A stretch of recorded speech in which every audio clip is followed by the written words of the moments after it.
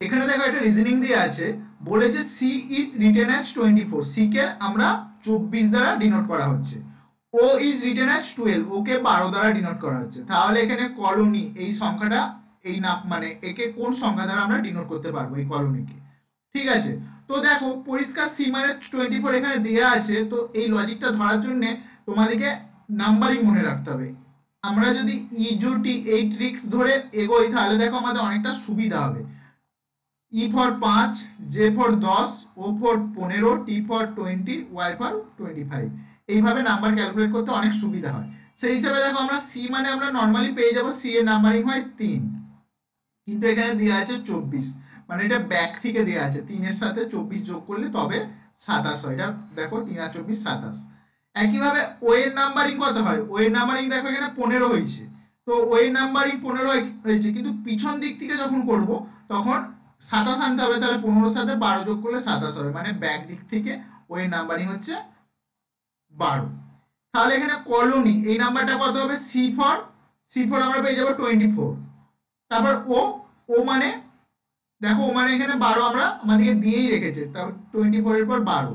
তাও এল, তো এল এর নাম্বারিং কত হবে, দেখো জে মানে যদি 10 হয় তবে কে এল তাহলে 12। তো এল যদি 12 হয় তাহলে ব্যাক সাইড থেকে কত হবে, 15, 12 আর 15 27।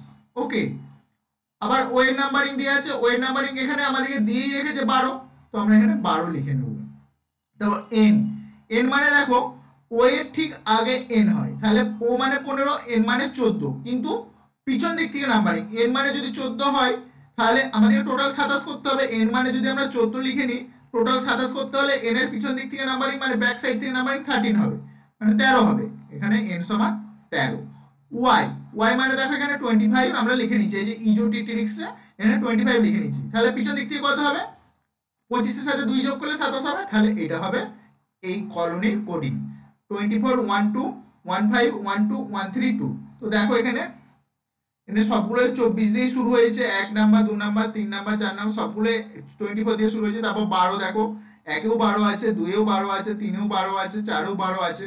তারপর দেখো আবার 15 আছে, তো অপশনে এখানে 16 আছে, তো এটা হবে না। এখানে 14 আছে, এটাও হবে না।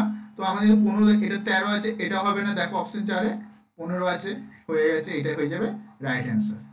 তা বাকিগুলো তোমরা মিলাতে পারো। এখানে 15 পর দেখো 12 আছে, 12 পর দেখো 13 আছে, 13 পর 2, তাহলে দেখো 12 আছে, 12 পর 13 আছে, 13 পর 2 আছে।